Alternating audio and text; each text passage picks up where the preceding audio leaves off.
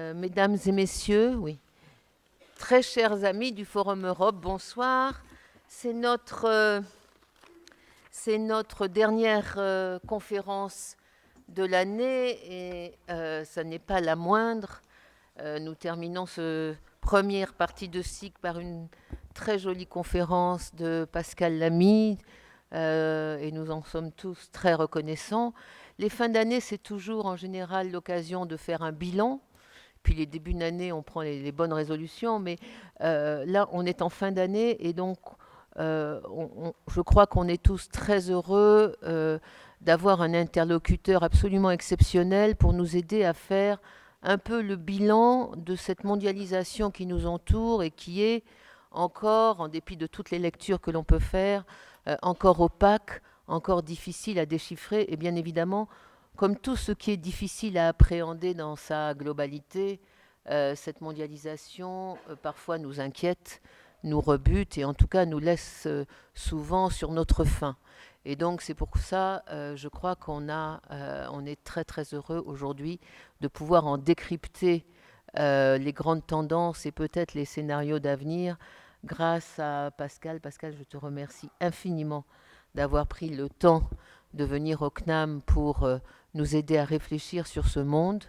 Je vais donc d'abord vous présenter notre orateur que vous connaissez tous, mais qui quand même mérite d'être présenté en détail. Donc, comme vous le savez, Pascal Lamy est le directeur général de l'OMC, l'Organisation mondiale du commerce, depuis 2005, reconduit en 2009.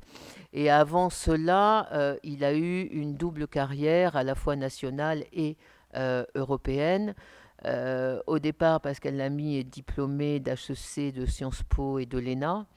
Mais très jeune, j'allais dire, il oublie, non, pas du tout, il n'oublie pas les contraintes professionnelles, mais très jeune, il s'engage en politique et il rejoint très vite comme conseiller pour les affaires économiques, les ministères de Jacques Delors d'abord et ensuite de Pierre Mauroy, c'est ça avant de commencer une carrière européenne. Donc il va faire les 2 mandats de Jacques Delors à Bruxelles entre 85 et 94, oui, pardon. D'abord comme membre du cabinet, puis comme directeur de cabinet de Jacques Delors, donc pendant les 2 mandats de la présidence de Jacques Delors à la Commission européenne. Il sera ensuite nommé commissaire européen pour le commerce en 99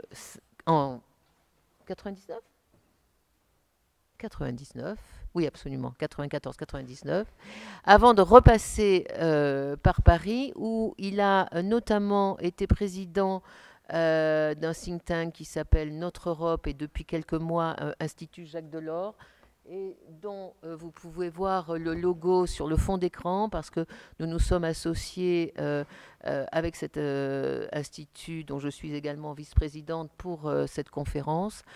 Et puis en 2005, donc, il a été nommé directeur général de l'OMC, fonction qu'il occupe encore aujourd'hui. Et je termine en disant que la grande chance que nous avons aujourd'hui, c'est d'avoir non seulement Pascal Lamy, qui est une intelligence rare, mais également qui occupe une fonction dans une organisation internationale très privilégiée parce qu'elle permet de voir dans une seule salle, je crois, l'ensemble du monde, avec donc des partenaires extrêmement différents.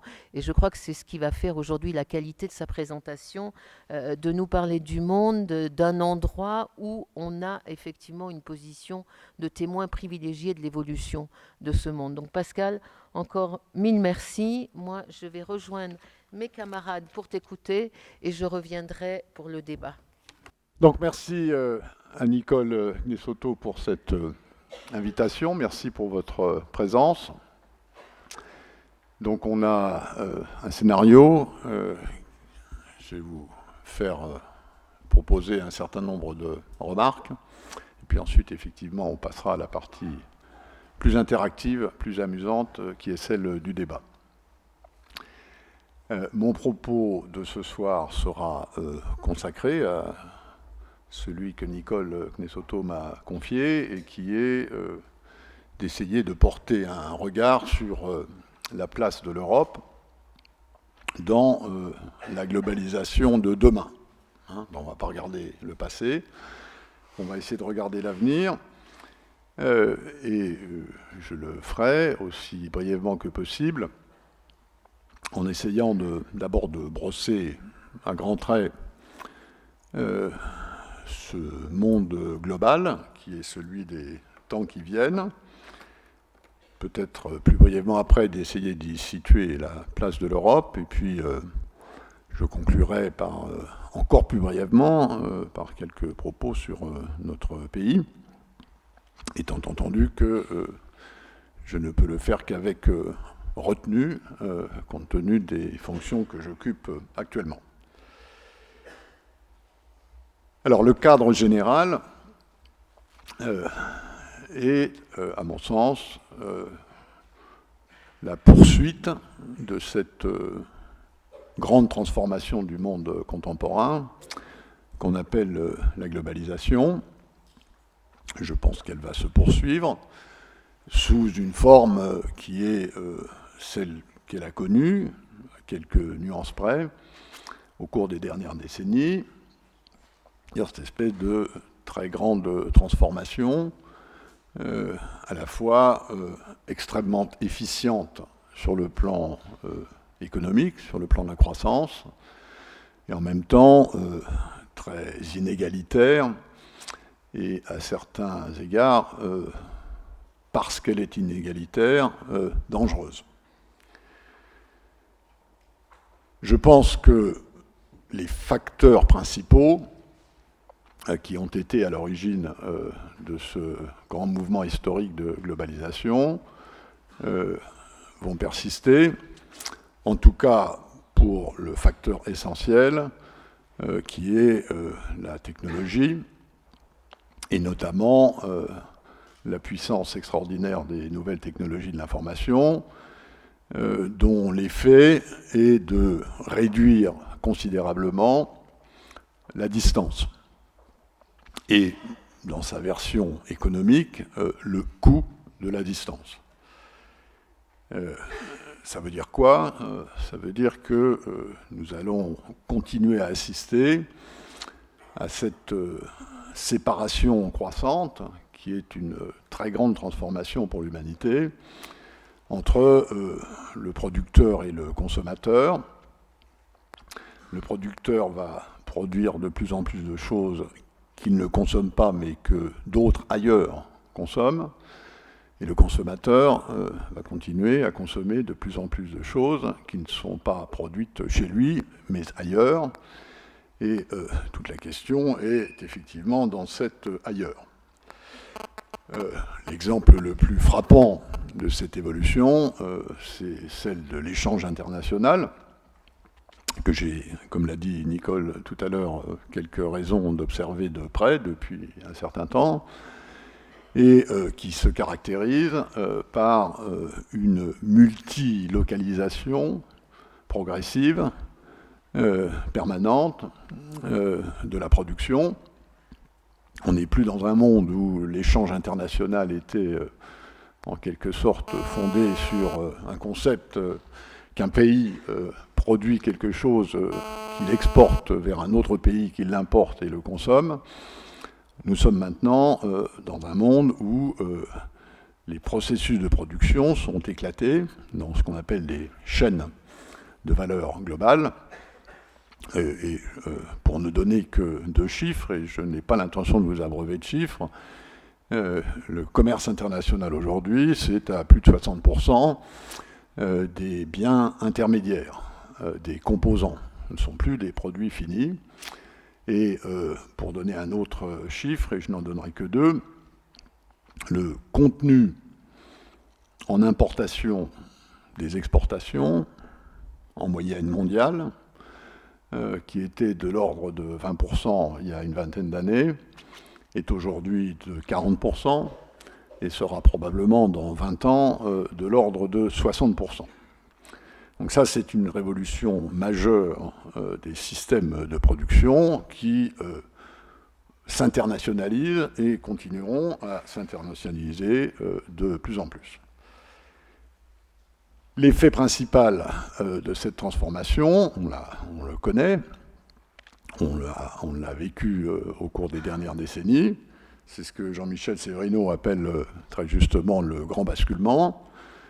C'est la montée en puissance économique et donc politique, même si il y a des décalages et des turbulences entre les ajustements économiques et les ajustements géopolitiques ou politiques des pays émergents. On les connaît, la Chine, l'Inde, l'Indonésie, le Mexique, le Brésil, pour n'en citer que quelques-uns. Et l'année que nous venons de vivre, d'un certain point de vue, est une année qui témoigne bien de ce basculement, parce que pour la première fois dans l'histoire de l'humanité, la majorité de la production économique dans le monde ne se fait plus dans les pays riches. 2012 est l'année du basculement 50-50 entre les pays riches et les pays en développement. Ce mouvement, à mon sens, va se poursuivre. Je l'ai dit tout à l'heure parce que son moteur principal, qui est l'efficience technologique, va continuer dans le même sens et s'est couplé avec des évolutions démographiques, des évolutions géopolitiques dont on peut parfaitement d'ores et déjà percevoir les tendances.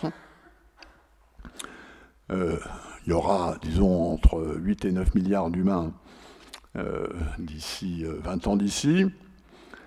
Et la grande caractéristique de ce moment-là, quand nous y arriverons, c'est que sur ces 8 ou 9 milliards d'humains, plus de la moitié cesseront d'être des pauvres. Ce qui est, encore une fois, une très grande première dans l'histoire de l'humanité.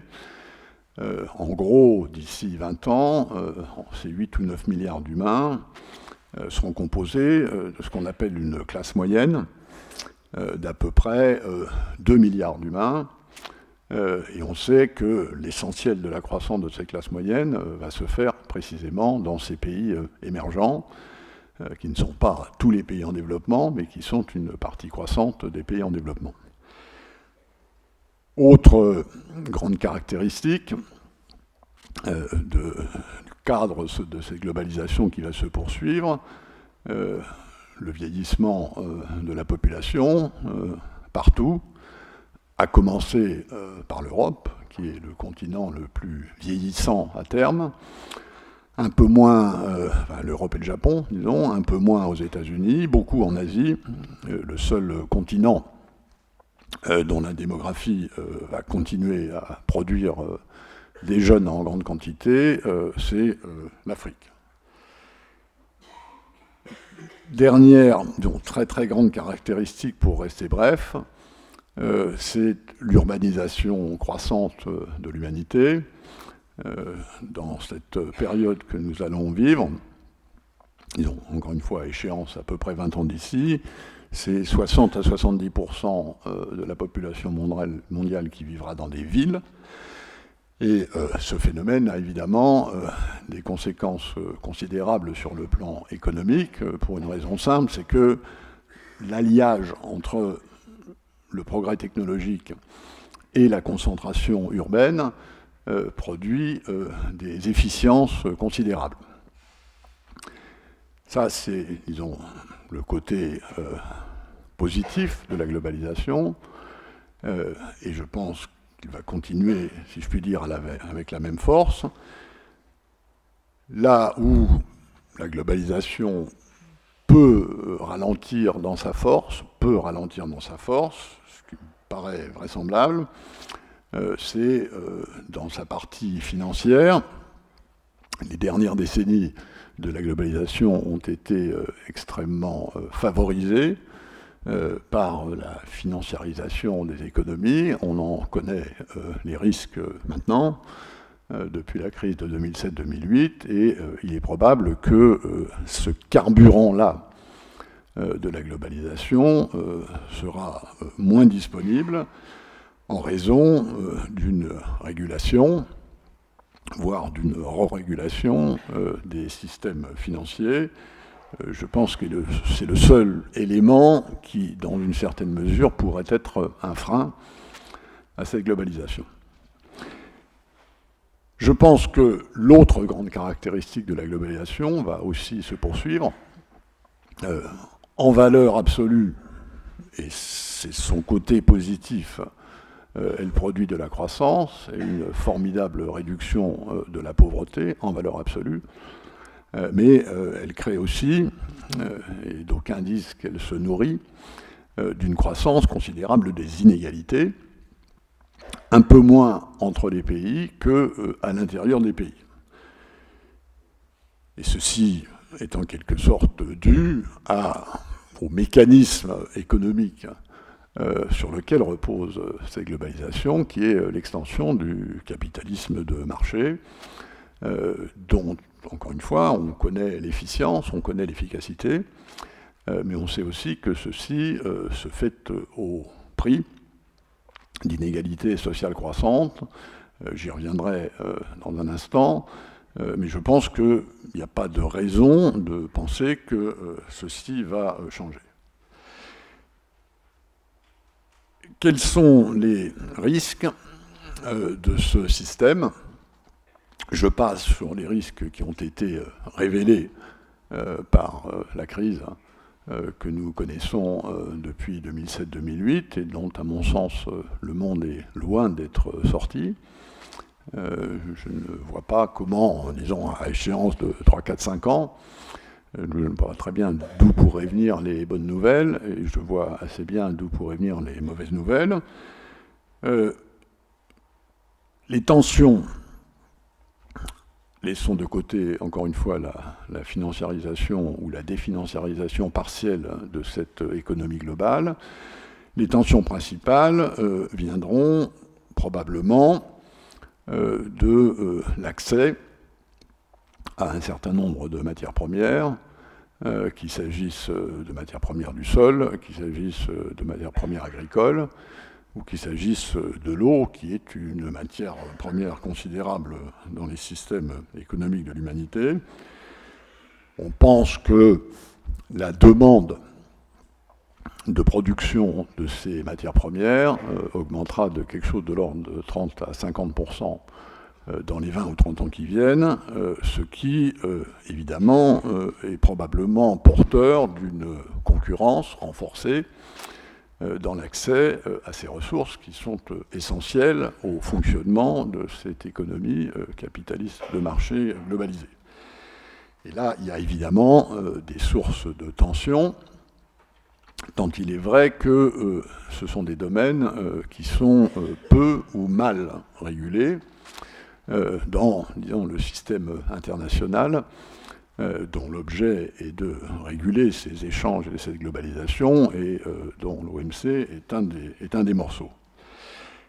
Ceci est d'autant plus dangereux, d'un certain point de vue, que nous savons que ces problèmes d'accès aux ressources naturelles doivent se combiner avec un enjeu majeur, qui est celui du changement climatique, et dont nous savons, hélas, qu'aujourd'hui, il demeure très largement entier, entre ce que nous disent les scientifiques de l'évolution de cette planète sur le plan climatique, des raisons de cette évolution d'un côté, et ce que font les politiques.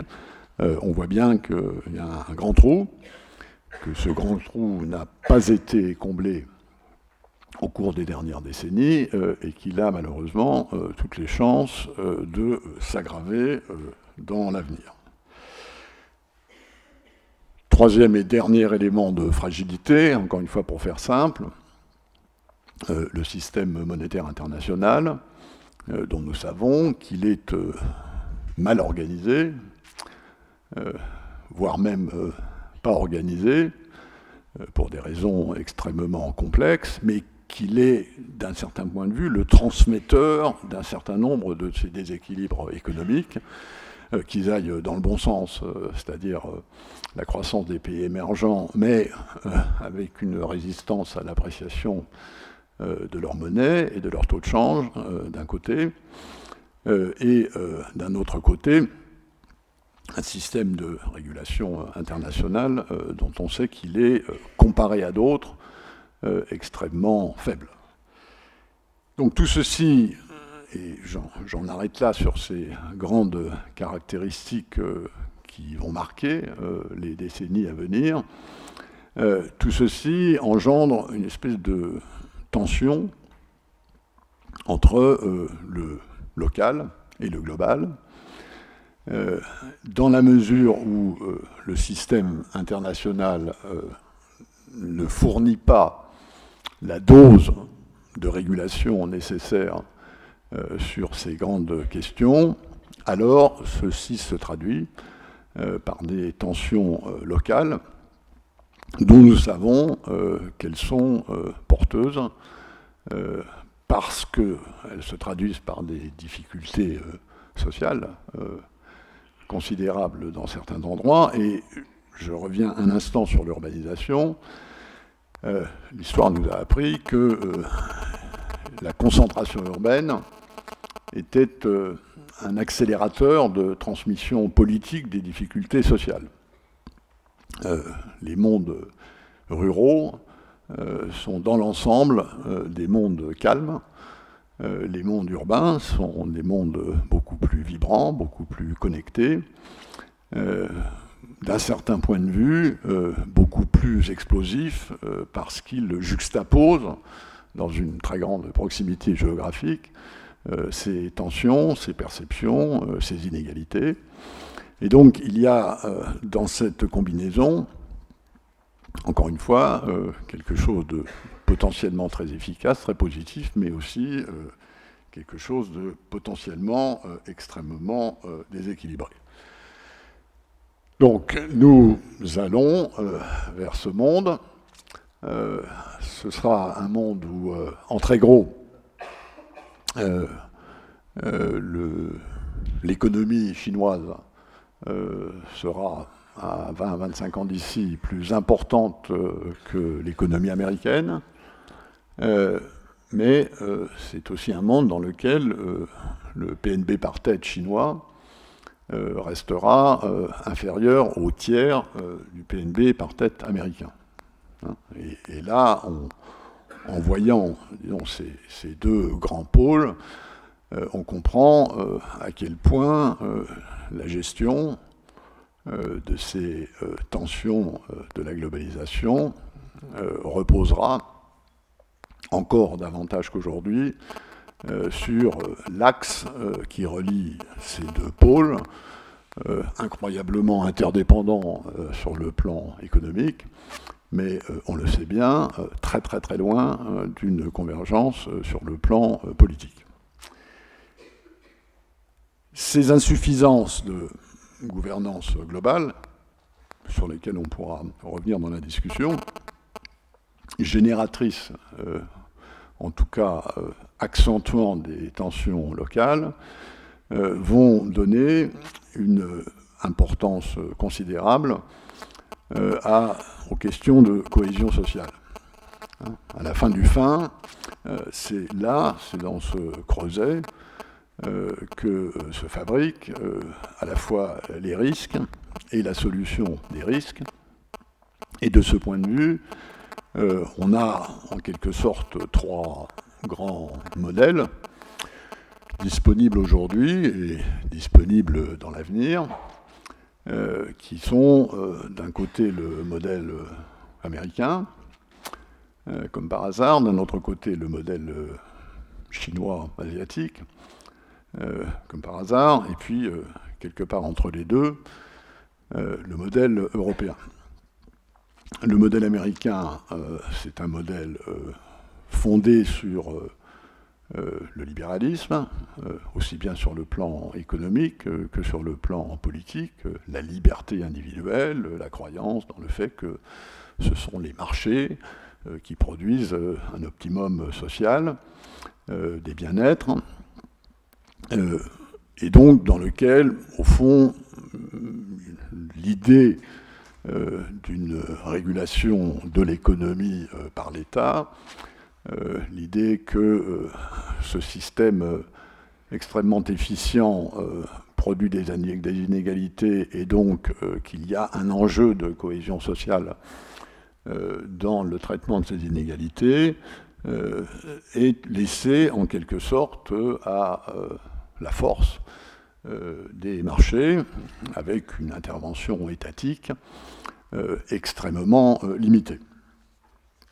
L'autre, on peut dire le contrepoint de ce modèle, qui est le modèle chinois ou le modèle asiatique, est au contraire un modèle où, pour des raisons à la fois civilisationnelles, culturelles, d'un certain point de vue spirituel, priorité est donnée à la cohésion sociale, le capitalisme de marché pénètre, est utilisé, mais ne transforme pas suffisamment le substrat de cohésion sociale de ces systèmes pour en faire un système analogue au système américain. Ce système est, d'un certain point de vue, parfaitement incarné aujourd'hui par le système chinois, que je n'ai pas besoin de vous décrire, et qui se manifeste par une espèce de rationalité extrême dans les décisions, à l'intérieur d'un système politique qui, évidemment, n'est aucunement comparable à celui que le monde occidental a hérité de l'ère des Lumières, avec incontestablement des produits positifs. La Chine est le pays qui, après avoir fait des erreurs idéologiques absolument considérables du temps de la révolution culturelle, s'est en quelque sorte vacciné contre ces embardées idéologiques, et depuis, en gros depuis Deng Xiaoping, a été géré de manière extrêmement rationnelle, comme je disais.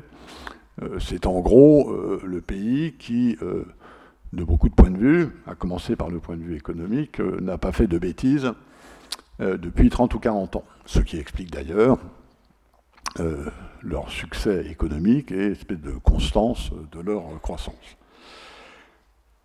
Entre les deux, il y a un autre modèle, qui est le modèle européen, que les Européens, et j'y reviendrai, ont tendance à ne pas repérer, mais que le reste du monde dans lequel je passe l'essentiel de mon temps, lui, a parfaitement repéré. Si vous demandez à des non-européens ce qui caractérise le modèle européen, ils vous disent c'est l'endroit de la planète où on dépense plus de 50% des dépenses de sécurité sociale. C'est comme ça qu'ils perçoivent ce système européen, ce qui correspond d'ailleurs assez bien à ce modèle d'économie sociale de marché où on donne une grande importance au marché pour produire de l'efficience économique, mais d'un autre côté, on a des systèmes de protection sociale, des systèmes de sécurité sociale au sens large, au sens welfare state, qui sont comparativement tout à fait considérables par rapport au reste du monde, qu'il s'agisse de le comparer au premier modèle que j'évoquais, qui est le modèle américain, ou qu'il s'agisse de le comparer au deuxième modèle que j'évoquais, encore que, disons, le second modèle soit un modèle qui s'oriente, en tout cas dans le cas de la Chine, assez rapidement vers des systèmes sociaux qui n'ont en rien le volume ou la sophistication des systèmes sociaux européens, mais qui ont considérablement progressé ces derniers temps. Et si on regarde d'autres continents que ceux que je viens de citer, l'Amérique latine par exemple, ou l'Afrique, il y a ici et là des hésitations sur laquelle des trois familles faut-il rejoindre. Dans le cas de l'Amérique latine, la réponse me paraît assez claire. C'est un modèle de type européen, et il y a à cela des raisons historiques et culturelles parfaitement compréhensibles. Dans le cas de la plupart des pays asiatiques, l'Inde mise à part, je pense qu'ils ont de bonnes raisons de continuer à s'orienter vers le modèle qui a traditionnellement été le leur. Le cas indien est un cas un peu particulier, et là-dessus je n'ai pas de réponse, j'ai beaucoup d'interrogations, mais je n'ai pas de réponse. Et d'un certain point de vue, le continent qui aujourd'hui hésite le plus, c'est l'Afrique. Il ne faut pas se fier trop longtemps au fait que, parce qu'elle a été colonisée par des puissances occidentales, l'Afrique a importé des systèmes politiques de type démocratie occidentale. Il y a chez les Africains contemporains, et notamment chez leurs dirigeants, et j'en reviens, j'étais au Burkina Faso jusqu'à hier soir, il y a une très grande fascination pour le modèle asiatique en ce qu'il produit du développement économique et social. Je rencontre de plus en plus de dirigeants africains qui, disons, de manière plus ou moins diplomatique, me font comprendre, quand nous parlons de ces questions passionnantes, que finalement, ce qui compte, c'est de réduire la pauvreté chez eux, de faire croître leurs économies, d'améliorer le bien-être de leur population, et que le fait d'avoir une constitution à la Montesquieu n'est pas forcément le plus utile dans cette entreprise. Et je crois que là, il y a un enjeu, y compris d'ailleurs pour l'Europe, important pour les décennies à venir. Alors l'Europe, dans tout ça, j'ai dit il y a un instant qu'elle me paraissait, en tout cas quand j'écoute les non-européens, comme porteuse d'une identité. Alors, plus une identité qu'il s'agirait d'imposer au reste du monde, comme dans des périodes historiques précédentes, ça c'est définitivement terminé, mais il y a, aux yeux du reste du monde, une sorte d'identité civilisationnelle de l'Europe qui est caractérisée par justement cet équilibre très particulier qu'on appelle économie sociale de marché. Et je crois que la révélation aux Européens de cette identité est probablement l'enjeu majeur de la construction européenne à venir. Alors je ne vais pas vous faire un plaidoyer pour la construction européenne. Je pense que c'est pas le lieu, que ça a été déjà très très bien fait. Disons simplement que dans ces transformations à venir, si ma description est correcte, il n'y a évidemment pas d'autre choix pour les Européens s'ils veulent continuer à peser en termes civilisationnels sur ce monde. Il n'y a pas d'autre possibilité qu'une intégration européenne.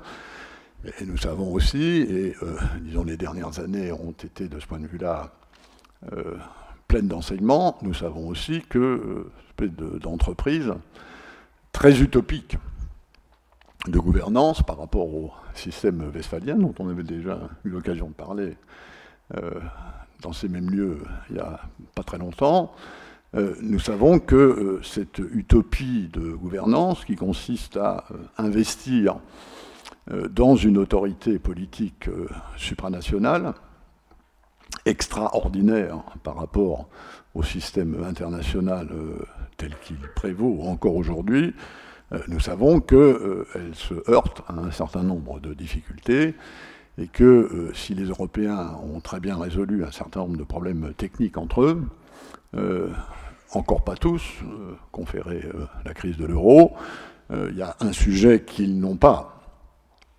réussi pour l'instant à régler, qui est la construction d'un espace politique démocratique, puisque c'est le canon constitutionnel et institutionnel et politique de la tradition européenne au niveau supranational.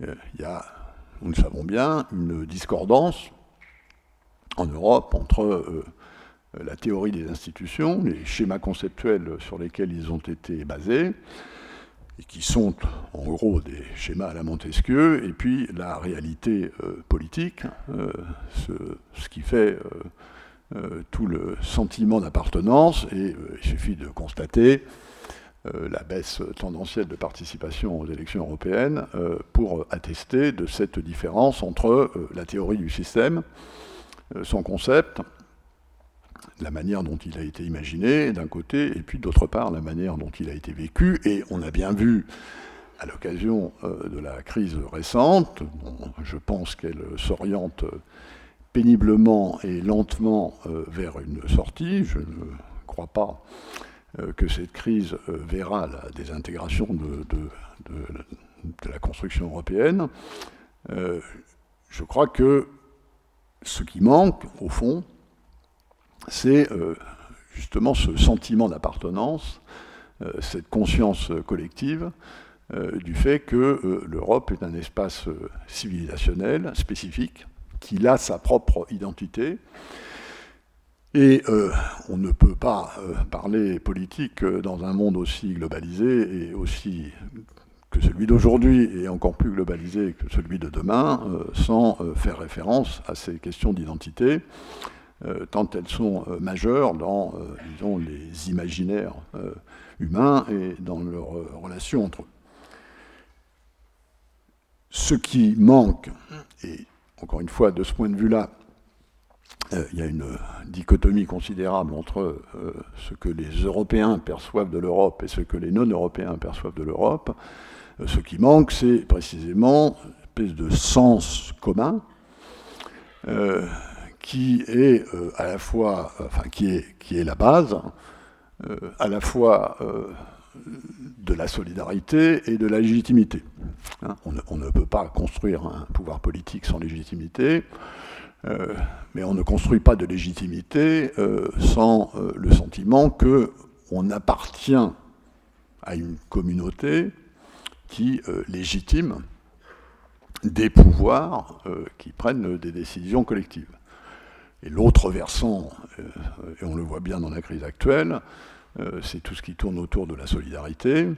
Il y a dans le système européen aujourd'hui un manque de solidarité qui est dû assez largement au fait que cette conscience d'appartenance commune n'existe pas, ou disons existe de manière faible. Il suffit de voir les réactions qu'ont provoquées la crise. Ceux qui ont lu la presse grecque sur l'Allemagne ou la presse allemande sur la Grèce comprendront immédiatement ce que je veux dire. Et ces périodes de tension sont évidemment beaucoup plus révélatrices que les périodes où l'huile de la croissance économique met les rouages en bonne situation. Il faut donc, de ce point de vue-là, que, si je puis dire, l'Europe prenne conscience de son identité et que les Européens se donnent un sens qui est là.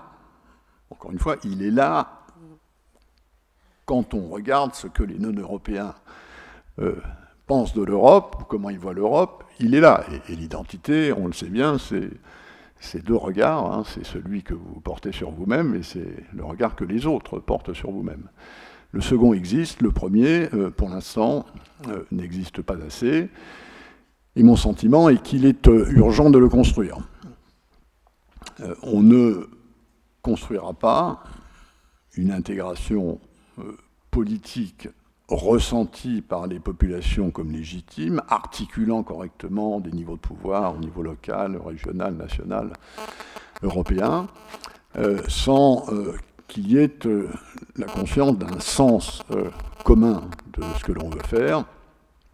Et je pense depuis longtemps, et là-dessus je n'ai pas changé d'avis, ça m'arrive de changer d'avis quand les faits sont têtus et qu'ils me démontrent que je me trompe, mais je pense que c'est toujours dans un accord franco-allemand que réside, disons, le soubassement idéologique de cette identité potentielle. On en trouve d'ailleurs la définition dans le traité de l'Union européenne. Hein. Il y a un article de l'Union européenne, l'ex-constitution, maintenant tout simplement traité, qui en gros dit l'Union européenne est une économie sociale de marché soutenable. Donc avec une dimension économie sociale de marché, avec une dimension environnementale qui fait partie de cette identité que j'esquissais à l'instant. Simplement, dire ça en 2 phrases, c'est une chose. Le dire en 2 pages, c'est un peu plus compliqué. Et le dire en 10 pages, qui sont en quelque sorte le soubassement politique de ce que l'on veut faire au niveau européen, c'est encore plus compliqué, mais je pense que la crise actuelle a démontré que c'était urgent, et je pense aussi que cela passe encore, et pour l'avenir, par une transaction sur ce modèle entre les Français et les Allemands, étant entendu que ça n'est pas facile. Si on prend l'histoire de l'Europe des 50 dernières années et qu'on se pose la question qu'est-ce que la construction européenne a changé de Français en Allemagne ou d'Allemands en France, la réponse, et je crois qu'il faut être honnête parce qu'il faut partir d'un point de départ bien identifié, c'est que la construction européenne a changé davantage la France sous influence allemande qu'elle n'a changé l'Allemagne sous influence française. Et si on part du principe que c'est sur ce socle que réside la transaction de base sur laquelle il faut continuer à bâtir la construction européenne, on voit bien qu'il y a là une sorte de déséquilibre. Le modèle allemand est extrêmement typé, caractérisé, partagé par les Allemands, dont on connaît de ce point de vue-là la cohésion idéologique. Je pense que ce n'est pas la peine d'insister lourdement sur le fait que, de ce point de vue-là, le modèle français est beaucoup moins typé et que la France n'est pas un pays dont la cohésion idéologique est similaire à celle de nos voisins, ce qui, encore une fois, si mon hypothèse est la bonne, et qui est que ça passe par un accord de fond entre les 2 pays et entre leurs dirigeants, demeure une question ouverte. J'en termine en disant un mot de la France dans tout ça, qui continue à m'étonner.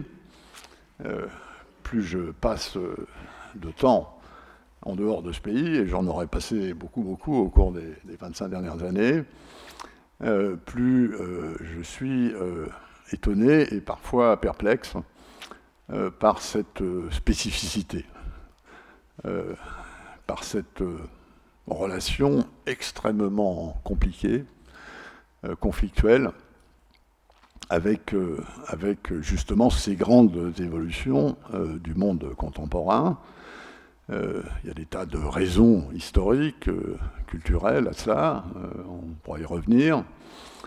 Nous sommes tous le produit d'une histoire, d'une géographie, d'une culture, de représentation collective. Mais le temps passe, si je puis dire, le monde change à toute vitesse, et je crois, comme je l'ai dit tout à l'heure, que cette vitesse a plutôt tendance à s'accélérer qu'à se ralentir. Et, disons, le concept français de la relation entre ce pays et le reste du monde ne bouge pas beaucoup. Et il a même tendance de plus en plus à aller vers une vision dans laquelle la France est un îlot de bonheur qu'il faut préserver à tout prix de ce monde de malheur qui l'entoure.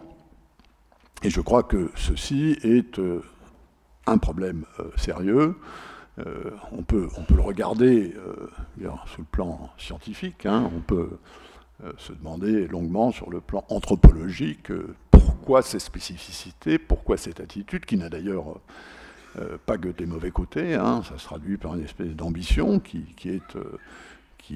qu'on retrouve sur la représentation que ce pays a chez les autres peuples, qu'on retrouve dans la puissance de la diplomatie française, qui a une marque très très particulière. Mais on sait bien aussi que c'est probablement à l'origine d'un certain nombre de blocages qui font que, disons, au cours des derniers temps, on a plutôt eu tendance à décrocher par rapport à ces grandes évolutions que l'inverse. Je n'en dirai pas beaucoup plus sur ce point, encore une fois, parce que ma parole publique sur ce point est contrainte, mais disons, pour faire très très très gros, la France est un pays qui dispose d'un système social au sens large sophistiqué, dont la population souhaite continuer à travailler moins, ce qui est, à mon avis, un objectif extrêmement légitime, dont la population, tout en souhaitant travailler moins, objectif extrêmement légitime, veut néanmoins bénéficier d'un système de protection sociale, qu'il s'agisse des retraites, de la maladie, du chômage, extrêmement abondant. Et si on juxtapose ces deux désirs, qui, à mon avis, caractérisent bien la société française dans son ensemble, quelles que soient d'ailleurs les nuances politiques de part et d'autre, on voit bien que la seule manière de réaliser ces deux désirs simultanément, c'est de disposer d'une économie extrêmement productive. C'est en quelque sorte d'appliquer à la France cette espèce de rêve nordique qui, dans les pays du Nord de l'Europe, fonctionne. Ce sont effectivement des pays dont la qualité de vie continue à s'améliorer, dont les systèmes de protection sociale n'ont pas été détériorés. Et pourquoi ? Parce qu'ils ont amélioré en permanence la productivité et la compétitivité de leurs économies. Je prononce, et ce n'est pas tout à fait par hasard, le mot compétitivité en passant, en sachant que c'est là que réside la capacité à concilier ces deux désirs collectifs. On sait que si telle est bien la solution, ce qui est mon avis, ceci passe par des réformes tout à fait considérables de ce que notre pays comporte encore comme rente, comme lourdeur.